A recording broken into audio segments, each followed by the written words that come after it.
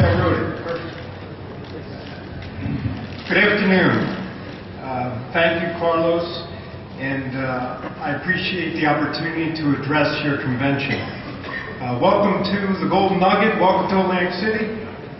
You know, in Atlantic City, the beer apparently costs as much as the water, so I came real close to switching that to a beer, but I thought that might be a little early. I have to go back somewhere. But I do hope that you enjoy your time in Atlantic City. I hope that you do AC. We have a lot of people who are counting on this industry, and we do hope that you enjoy your stay. I'm sure many of you watched the Super Bowl, and you heard the segment where Paul Harvey was talking about our farmers. And there's a portion of that that Paul Harvey didn't talk about, or they didn't put on for that commercial, and I thought it was appropriate to add it here now. There are only two jobs left in our nation that remain unchanged in title and respect. They both work hard, take care of their families, help their communities, command respect from all of us. Thank God for our farmers and firefighters. Now, I grew up in a public safety household. I watched my father for over 40 years live with the expectation of the public that he had to be everything to everyone, and that would be all the time.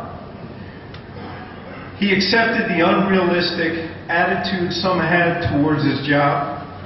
He understood that there were those who would say he's overpaid until they needed him to come rescue him. He got it, and yet he maintained a professional attitude regardless of what a minority or a handful of people may say or do. I like to think that I get it as well.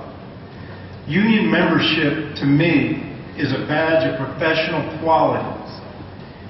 It's a badge of professional quality that is gained through hard work, dedication, education, and persistence. I am sure that so many of you, as in when I watched my father, would sum up your careers as, I'm good at my job. I worked hard to get here. Nobody gave me anything that I didn't earn, and just let me do my job. Your focus is on training, preparing, and working on saving lives without being distracted, should be without being distracted, on threats to your retirement and your health and safety. Now, I believe, as a newly elected legislator, I have a moral and ethical responsibility to those, not just in the general public employee world, but to our public safety public employees. Those whose job requires them to do extraordinary things on a moment's notice. But those who are willing to leave a family and go into work that day not knowing what danger they may encounter. And I believe that moral and ethical responsibility is simple. One of it is simply not to tear down our public safety employees for political expediency, nor to make your public employees, particularly in the public safety sector, scapegoats for short-sighted political gains.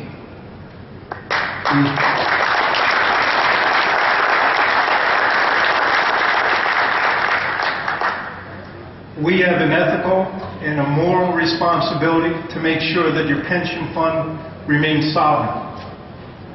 And we have a moral and ethical responsibility to make sure that we do not change the rules in the middle of the game as it pertains to your retirement. If there are changes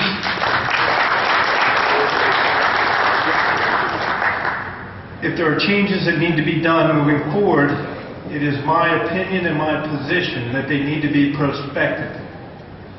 And those who have been working under a certain understanding, under a certain set of rules, need to be able to count on that. So as your representative, I will try to keep the lessons I learned when I was just a boy watching my father and live up to the example that he set. I've told this to your leadership. I am nothing more than a public servant who happened to get elected by people within my district. My function is not me. My function is you. My function is the state. And my function is those who I represent. And in order to do that effectively, you have to be willing to listen to everybody and present their ideas. And so you have a friend in the Republican caucus who is telling you now that I am willing to listen, I am willing to act, and I'm willing to stand up. Hopefully working together we'll be able to find issues that we can work on together that are realistic, that we can make a difference. But I truly appreciate everything that all of you do. I appreciate your hard work, your dedication, and I thank you. Thank you very much.